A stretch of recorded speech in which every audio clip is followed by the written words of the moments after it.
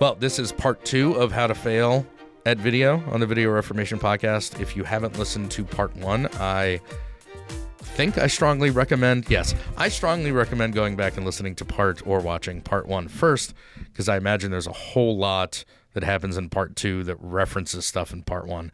So you'll just be better off if you go back. It's a bunch of inside jokes, really. Yeah. Let's talk a little bit more about being on set and how to manage your crew.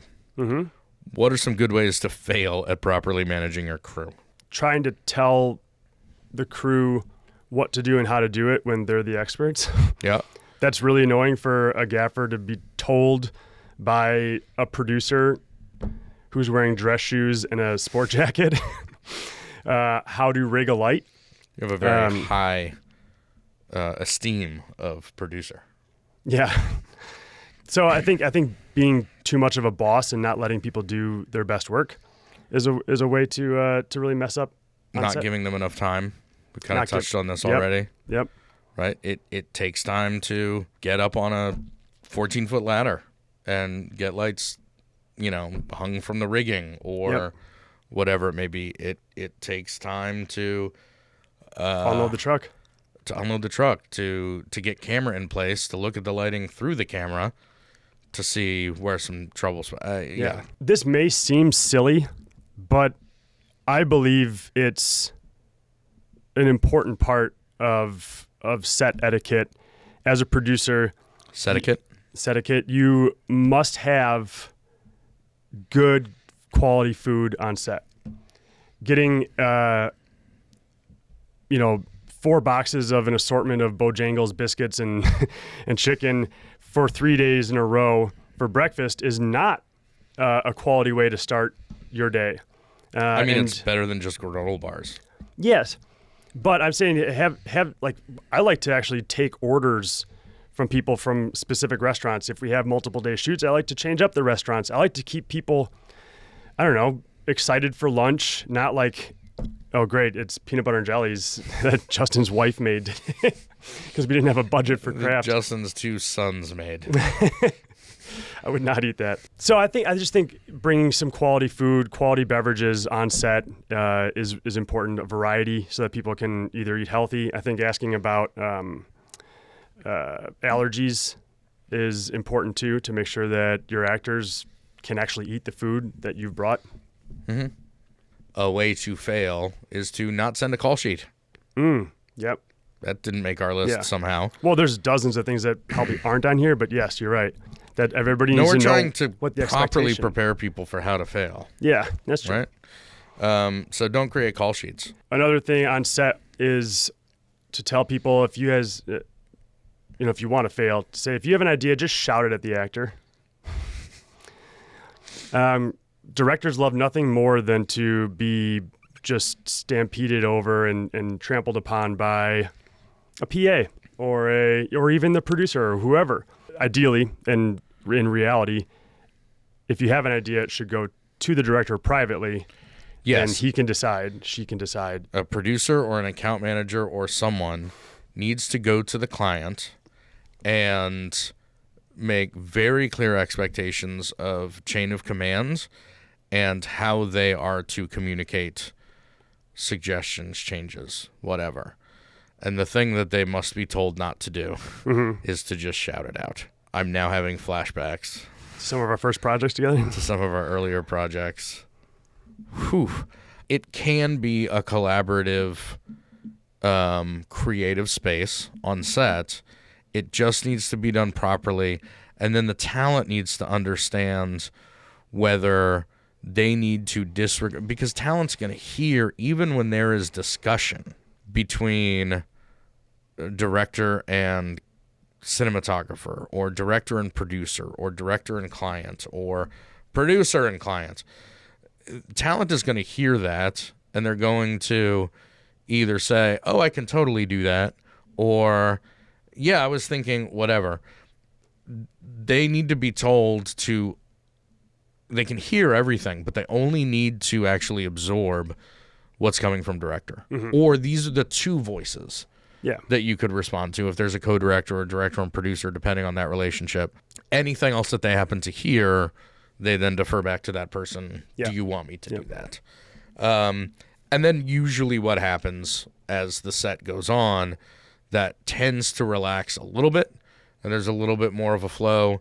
But setting those expectations and ground rules for that kind of chain of communication is hugely important. Otherwise, the whole thing. I mean, I remember, it's almost not even fair to think about this, but going back to our first project together. In the restaurant, the first day, you and I were both so green, and we had brought in this experienced person to basically operate camera and set up some lights.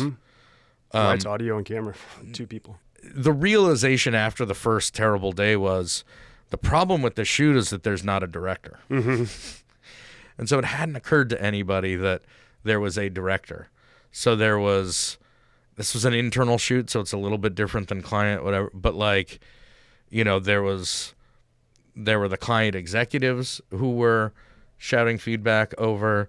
There was just nobody giving people in the shadows. There were actors in the light who were not even actors; they were employees. Right. Which is another great way to fail. And then there's people in the shadows, out of light, who are just saying things, and you don't even know who it is or if they carry any weight. Or are they talking to talent, or are they talking to someone else? Right. Is it a question? Is it a suggestion? Is it a mandate? That was an interesting night between shoot day 1 and shoot day 2 of just completely rethinking what the next 2 days were going to look like. All I remember from the next day is it went smoother, but I picked you up as your car was broken, and you didn't say anything. You didn't look at me. You just put on Bruce Springsteen and said, "I'm directing today. I need this right now." Just And I'm drive. like, all right. Just drive. So I feel like this one's a little bit stepped down, but I think if we thought about some ways to fail in post-production, I mean, so what we have here is not organizing your files and your assets. That's certainly true. I don't know that it rises to the level of some of these other things. No, but like a lot of projects will have multiple people involved in post-production. Yeah. And sharing project files is a lot easier when everybody has their stuff organized the same way. Yeah.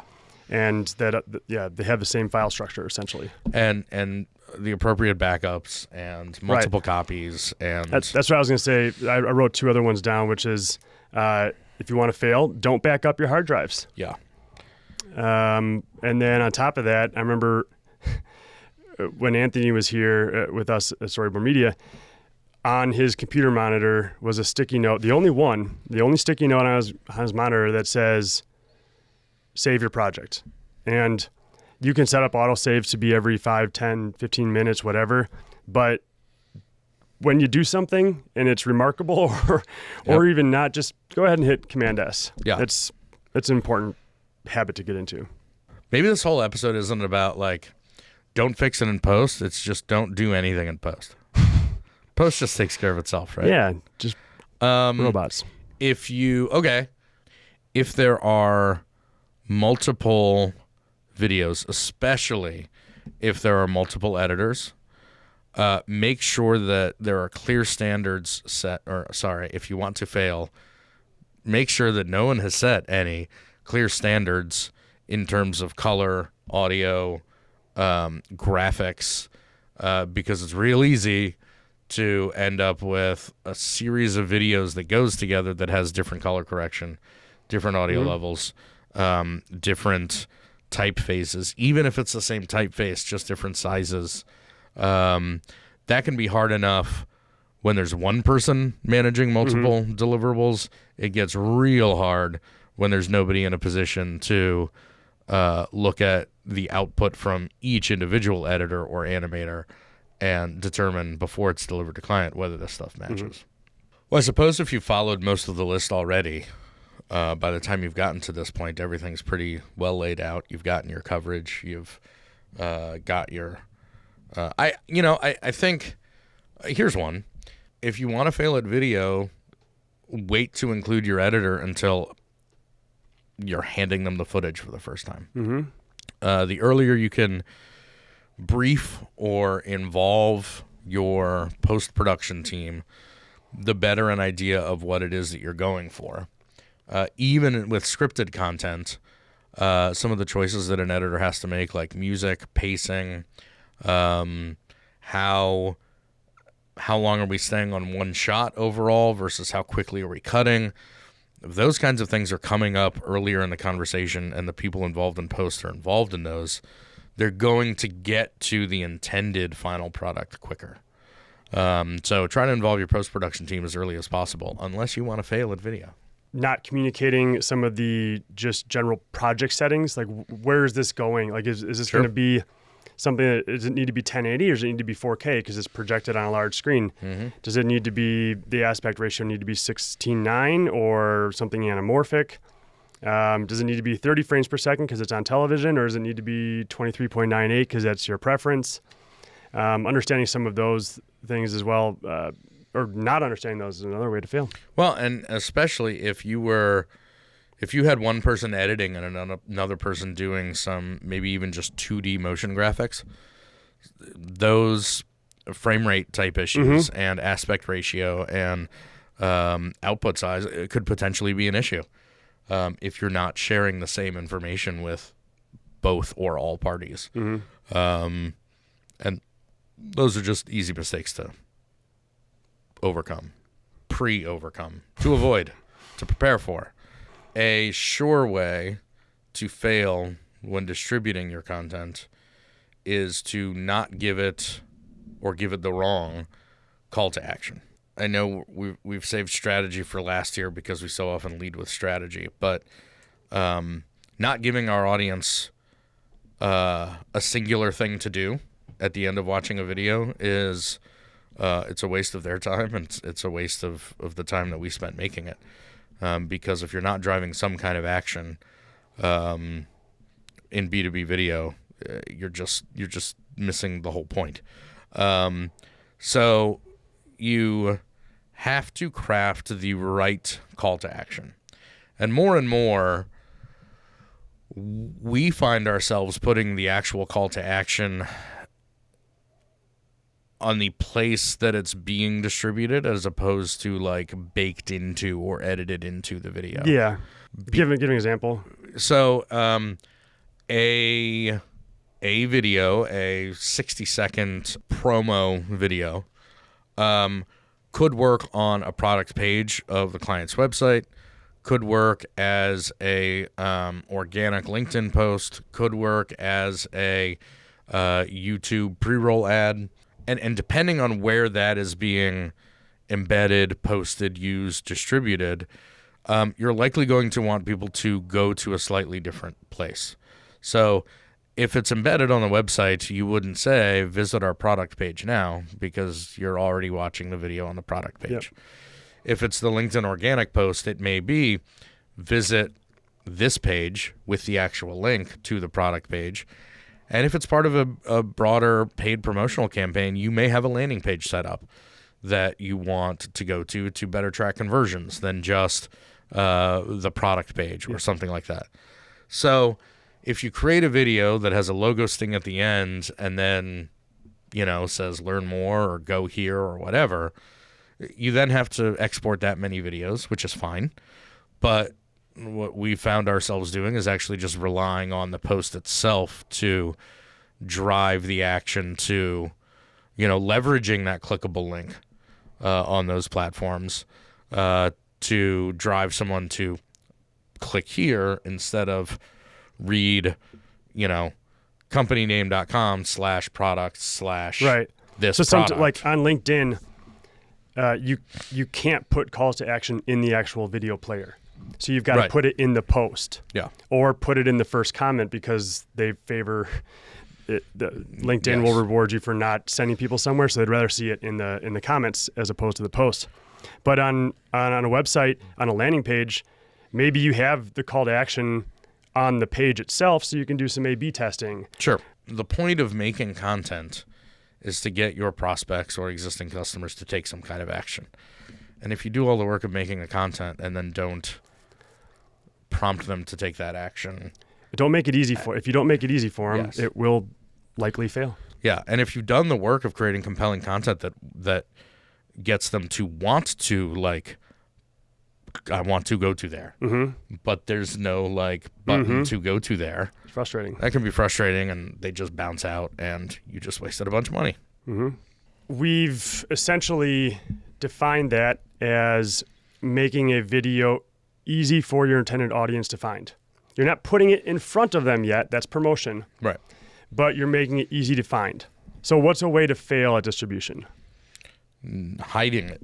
Yeah, essentially, making it hard to find. What are some things? Or putting it somewhere and not telling anybody that you put it there. Sure. Happens all the time.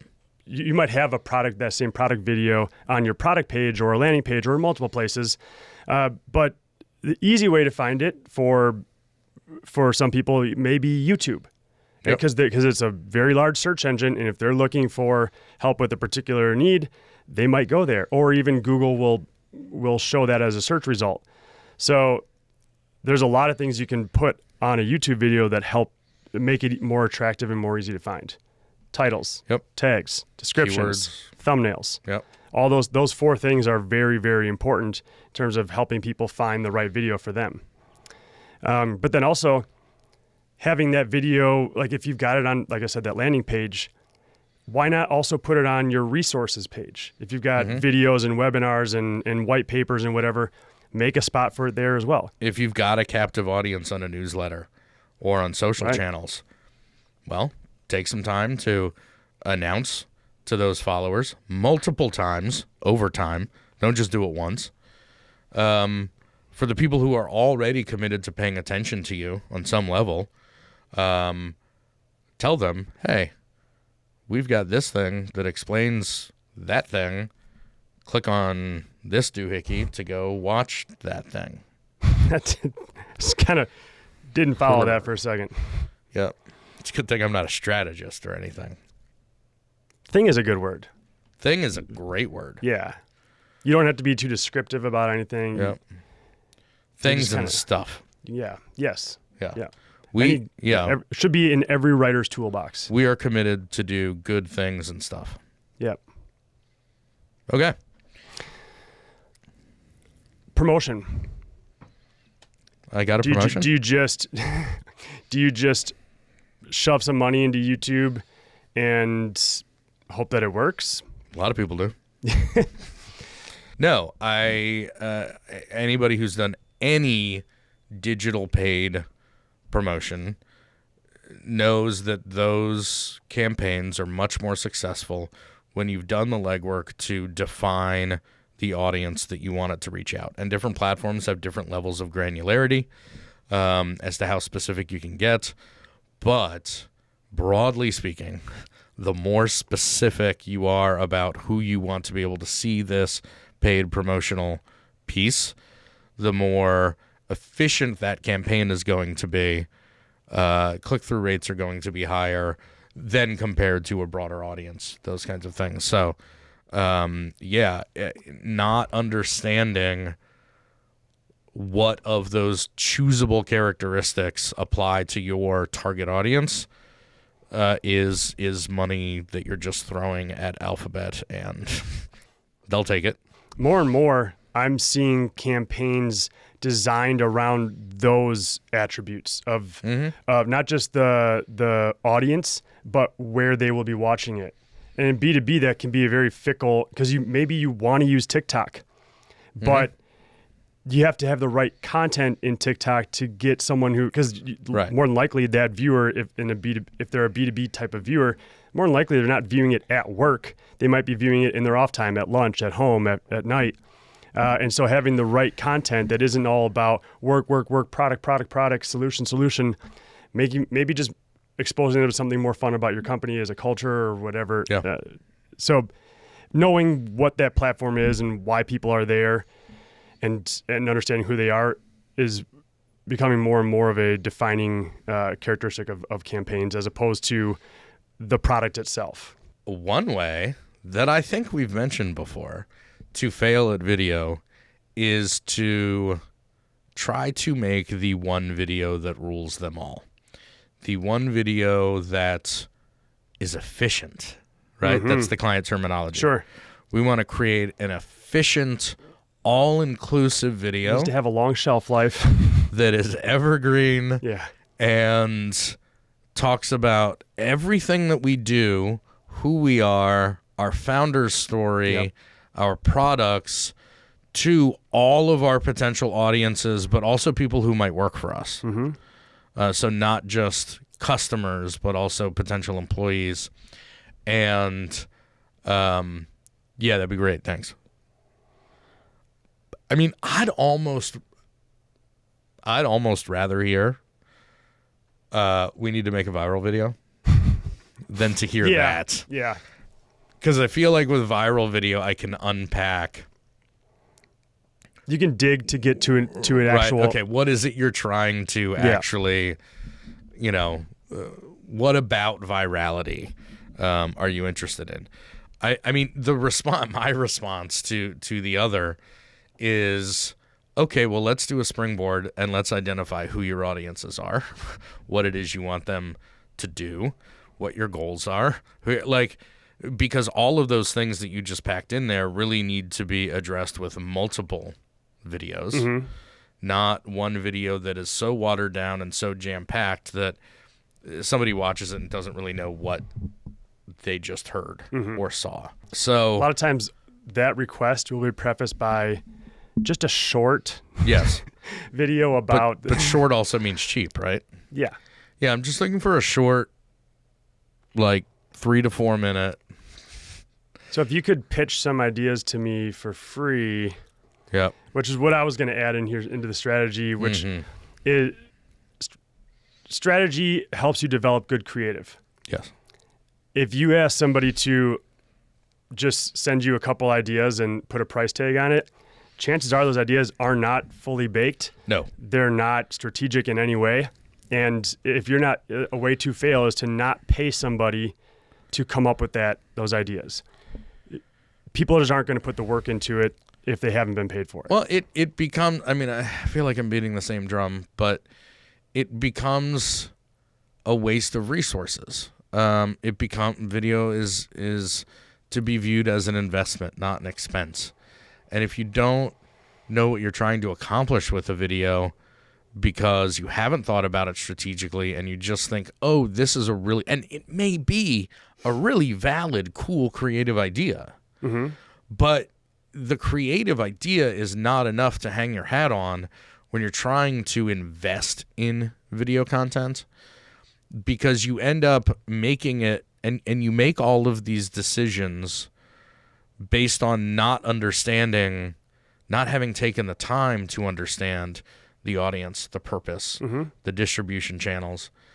And it feels really good and rewarding and fun and creative and smart to keep making these creative decisions based on this original creative idea. And they may all seem valid and they may all be valid, but you have, right, and that kind of leads into considering yourself as the audience.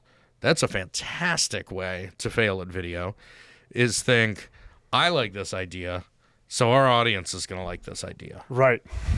And that happens a ton. Our CEO doesn't like that concept, so we're going to go with this one. Well, okay. Is he buying the product? Are CEOs typically your buyer? Oh, no. Our buyer is usually much further down the chain of command. Oh, okay. So why do we care what your CEO thinks about something?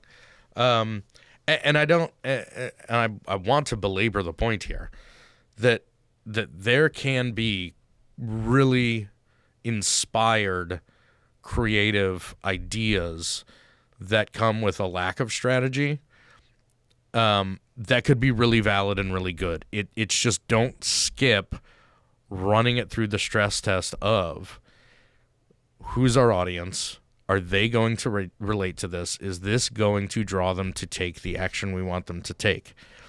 If you can check those boxes strategically, then Godspeed, go make that brilliant creative idea.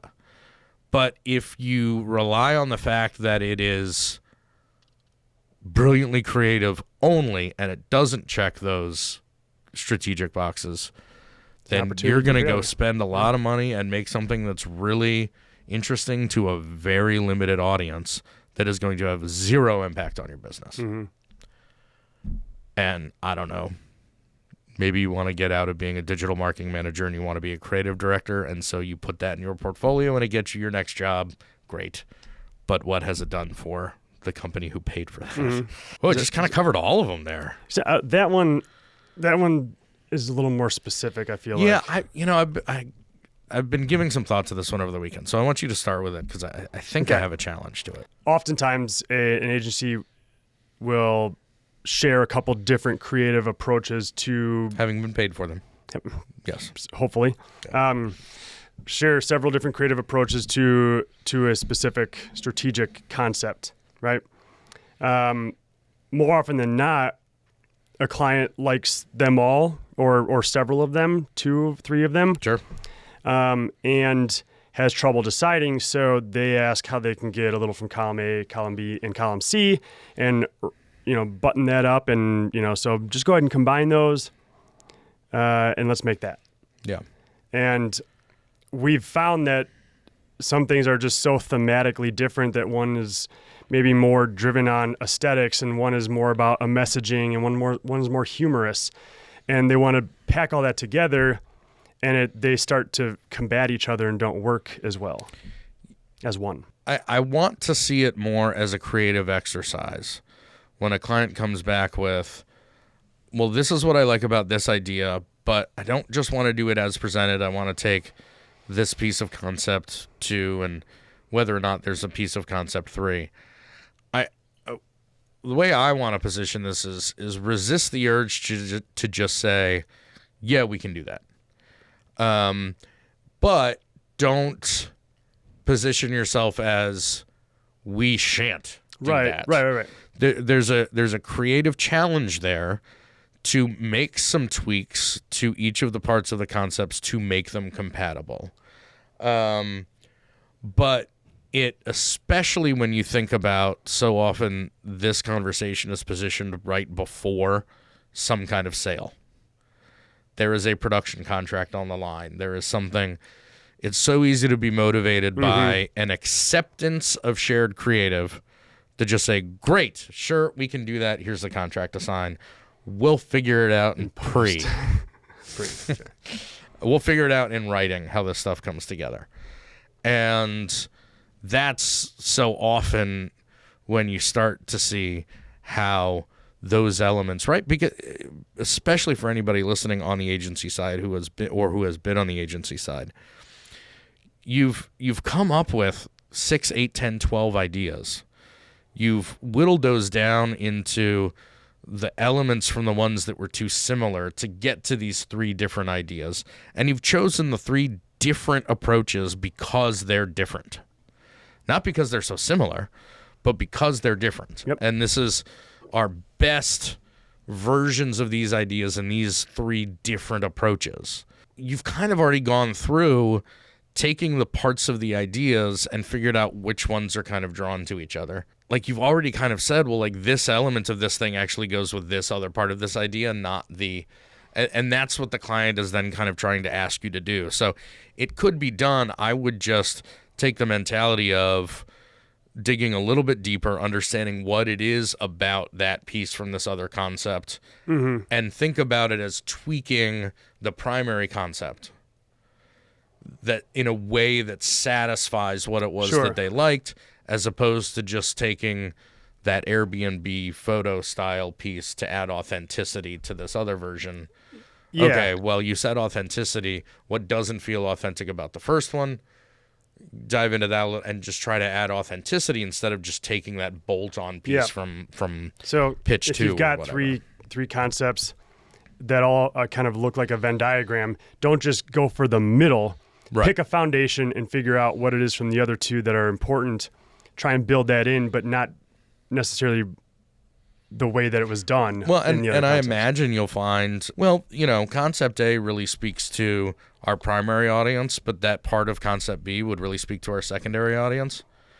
Okay, but we want to keep this focused to your primary audience. So let's not water this thing down by, just adding in this piece that's going to kind of pull away from the strength and the core focus of this other concept just to appease a secondary. Let's talk about that as a second video that we can do specifically for your secondary audience. We don't have to put the same kind of resources into it, but if they react differently to different types of messaging, let's make it a different piece of content than bolting it on to, I don't know, there's a lot of actually connective pieces in this whole episode. Good for us. All right, I'm sure we've missed some things. Oh, absolutely. I'm sure we'll find new ways to fail on every project. I would encourage our audience to share with us ways that they've failed at video. And we'll give it a try.